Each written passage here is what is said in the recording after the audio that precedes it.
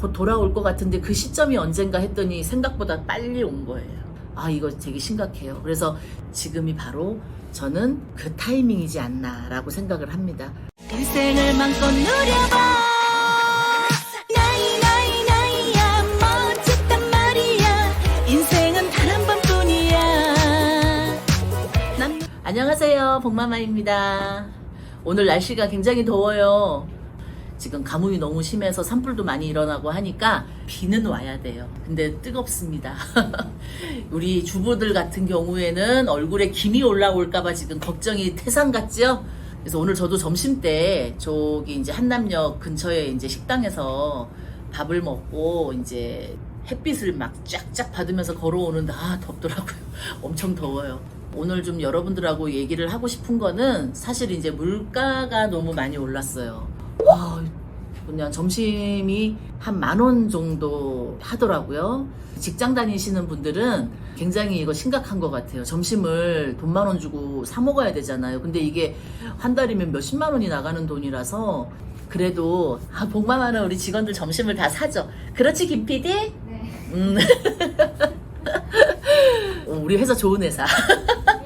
저도 도시락 싸갖고 다녔던 적이 있거든요. 그때는 뭐 물론 내가 이제 힘드니까 그렇게 했겠지만 도시락 이제 싸갖고 다닐 때가 있었어요. 김치 냄새 펄펄 풍겨가면서.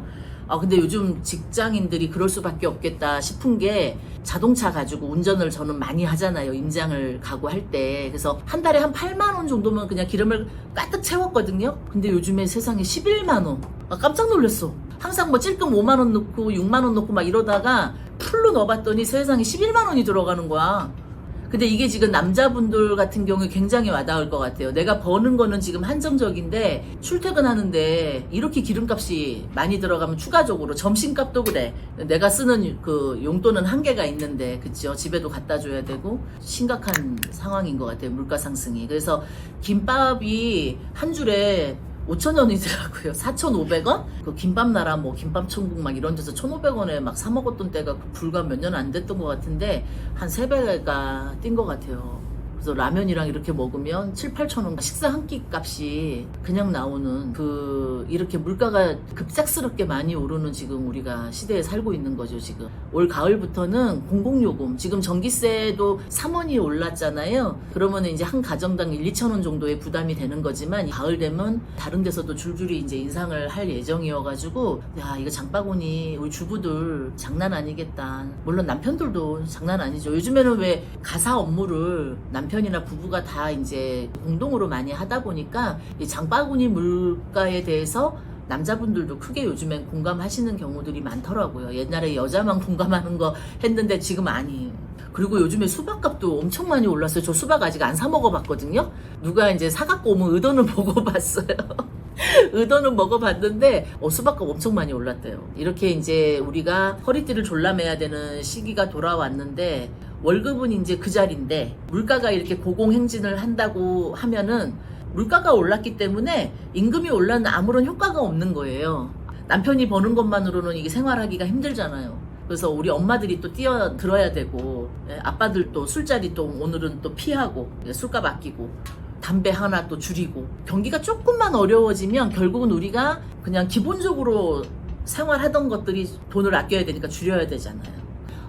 제가 여러분들께 이런 심각한 상황에서 어떻게 우리는 이거를 돌파구를 찾아볼까, 이런 부분에 대해서 좀 얘기를 나눠보고 싶어요. 가장 첫 번째로 금리 상승을 빼놓을 수가 없죠. 왜냐면은 2020년, 2021년 그 2년 동안 집값이 엄청나게 올랐어요. 근데 지금 이때 집을 사지 않으면 다시는 못 살 것 같은 이런 생각에 젊은이들이 어떻게 했어요? 영끌. 전세 대출 받아, 신용 대출 받아, 또 뭐 어디 저축은행 대출 받고 이렇게 대출 받아서 다 집들을 샀어요. 재작년 말 이럴 땐 3%대였다가 지금 어때요? 4%대에서 5%대로 지금 올라가고 있어요. 그리고 미국 연준이 0.75가 올라가지고 더 이제 오를 것이다. 우리나라 이제 기준금리가 여기에 따라서 같이 올라가기 때문에 지금 올 연말이 되면은 한 8%대가 육박할 것이다 라는 얘기가 지금 나오고 있습니다. 8% 내가 이렇게 얘기하니까 뭔 팥뿌리? 이렇게 얘기하시는 분이 있을 것 같아. 팥불이 아닙니다. 8%입니다. 자, 8%라고 얘기를 하면은 잘 감이 안 올 수도 있어요. 제가 예시를 한번 들어드려 볼게요. 내가 3억을 빌렸어. 집을 살 때 지금 현 4%대 얘기를 하자 그러면 30년이야. 30년. 와, 길기도 해. 30년 동안 살아있기나 하면 다행이겠다 내가. 자, 30년 동안 이 집을 이제 산 거에 대한 돈을 내야 돼. 그러면은 분할 상환해서 한 달에 3억을 빌렸을 때 143만 원 정도, 140만 원대를 내는 거예요.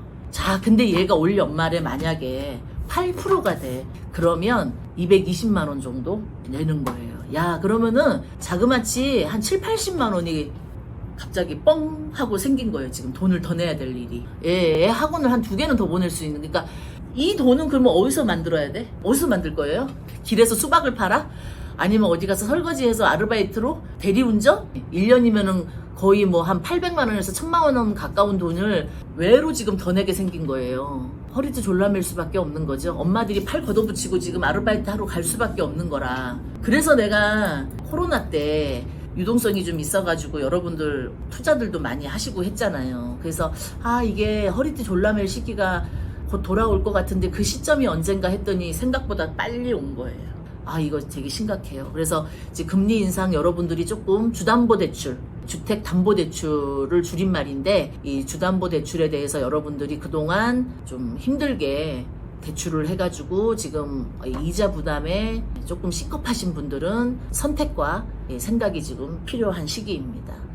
여러분들 잘 아시겠지만은 지금 코로나 때 굉장히 돈이 좀 많이 풀렸잖아요. 그 많은 돈이 풀려서 여러분들 그 돈으로 뭐 했어요? 주식 샀죠? 코인 샀죠? 뭐 많이 했잖아요. 돈도 버신 분들도 전 잠깐 동안 있었고요. 그 다음에 코인도 해서 잠깐 동안 또 버셨던 분들도 있지만 현실은 지금은 그렇지 않죠. 코인 같은 경우에는 최소한 40%에서 지금 80%까지 떨어진 코인들이 굉장히 많이 있어서 심각한 상황이죠. 주식은 어때요? 지금 거의 반토막이 났습니다. 이런 주식 회사들도 지금 작년에 안 팔아도 되는데 팔던 사람들 혹시 기억나시지 않나요? 작년에 주식을 굉장히 많이 올랐을 때 막 인기 있는 그런 회사들이 회사를 팔거나 주식을 팔거나 이렇게 했던 회사들이 혹시 신문에서 많이 보셨죠? 한참 잘 되고 있는데 한참 잘 나가고 있는데 회사를 팔아치우고 뭐 몇 조에 팔고 몇백억에 팔고 또 주식을 몇백억어치를 팔아서 대표가 이제 대표직을 사퇴하고 막 이런 걸로 이제 논란이 되기도 하고 욕도 먹었는데 그때 생각할 때 사람들이 지금 굉장히 주식도 올라가고 잘 되고 있는데 왜 팔지? 의문을 좀 가지셨어야 되는 거예요. 작년에. 왜냐하면 지금을 대비한 거거든. 현금을 보유하기 위해서 많이 올랐을 때 다 판 거예요. 이거를 사실은 우리가 이 영상을 보시는 분들이 사실은 무슨 기업가가 아니잖아. 우리 일반 시민이잖아요. 우리가 속 놓고 있으면 소는 누가 키우냐고. 소 키워야 되잖아요. 우리가 대비를 해야 되겠습니다.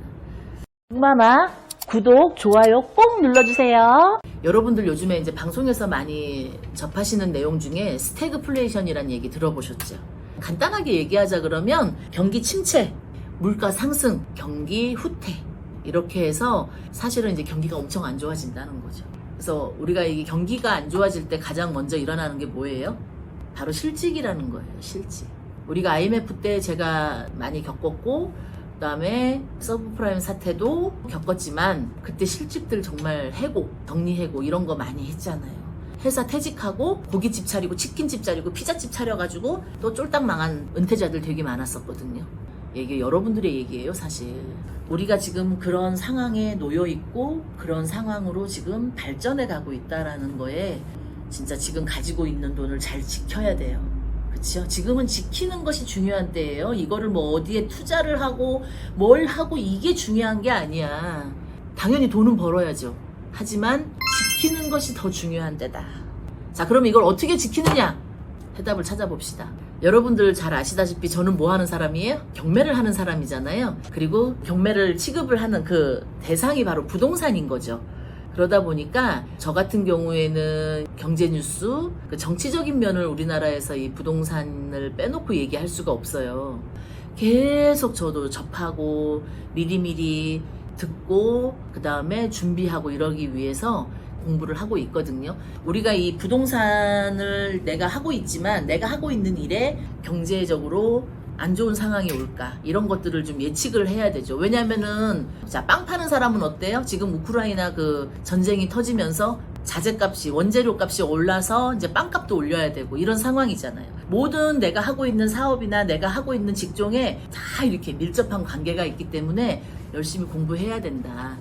그런 면에서 여러분하고 이제 이 경제에 대해서 얘기를 하고 있는 건데요. 여러분들도 지금 부동산을 많이 소유하고 계시잖아요. 지금 최근 몇 년 동안 막 영혼까지 끌어다가 주택을 구입을 하신 분들이 굉장히 많이 있을 텐데, 여러 가지 상황들이 있을 것 같은데, 자, 지금 집이 현재 없는 사람들, 무주택자, 이런 분들은 지금 현재 이제 금리가 막 이렇게 올라간다고 하고, 물가도 올라가고 이러니까 대출이 부담돼서, 이젠 아예 집을 못 사겠네? 예, 이렇게 얘기하시는 분들도 있을 거고요. 주택이 하나 있는 사람, 어찌 그냥 허리띠 졸라면서 집 하나 샀어. 근데 빚내서 집을 샀더니 이자가 이렇게 올라서 지금 굉장히 상황이 어려워졌죠. 예, 나머지 돈을 어디서 이제 메꿔야 되는지 이게 참 난감한 지금 상황이 됐고, 자, 이 중에서도 또 이제 여유가 있어서 경매로 막 낙찰을 받아서 다주택자가 되신 분들이 있어요. 지금 요 최근 몇 년 동안. 이런 분들은 지금 똘똘한 한 채만 남기고 다 팔어? 근데 매물로 지금 내놨더니 안 팔려? 가격을 조금 내려서 팔아야 되나? 고민을 지금 굉장히 많이 하고 계실 것 같아요. 어떻게 대처를 하고 어떻게 해야 될 것인가에 대해서 좀 말씀을 드리고 싶습니다. 사실은 2022년도 지금부터로 해서 경기 침체로 인해서 우리가 더 이제 힘들어지게 됐고, 그걸로 인해서 투자를 해서 가치를 창출하기에 더 힘들어진 바로 저성장 고물가 시대로 우리는 지금 진입을 했다는 거예요. 기업들도 현금을 지금 모으기 시작을 했고 그걸 준비를 하고 있단 말이죠. 그래서 우리 가정마다 이 현금 모으는 거, 그래서 주식을 팔든 뭐 코인을 팔든 그건 여러분들이 이제 알아서 할 일인데, 현금 모으는 거에 좀 비중을 주셔야 될 것 같아요. 그러니까 지금은 가지고 이걸 지키는 것이 중요하다 이 말씀이에요. 현금을 많이 보유를 하면서 어떻게 해요? 대출을 비중을 점점 줄여야죠. 왜냐하면 지금 계속 이율이 높아지고 있기 때문에 생활고가 따라오잖아요. 그러니까 대출을 비율을 줄이는 방향을 좀 생각을 하셔야 되고, 그 다음에 우리가 이제 그 부동산을 그동안 이제 여러 채를 이제 가지고 있었던 다주택자들 같은 경우에는 최근 동안 시세 차익을 보려고 부동산을 막 이렇게 샀어요. 아직도 지금 이게 뚝뚝 떨어지고 있는데 시세 차익을 보겠다 생각을 하고 막 너무너무 힘들어. 이자 내기도 너무 힘들고 죽을 것 같아. 근데도 지금 막 당장 조금만 참으면 오를 거야. 이런 생각을 가지고 막 힘든데 이거를 갖고 있느라고 너무 고생하지 마시고요.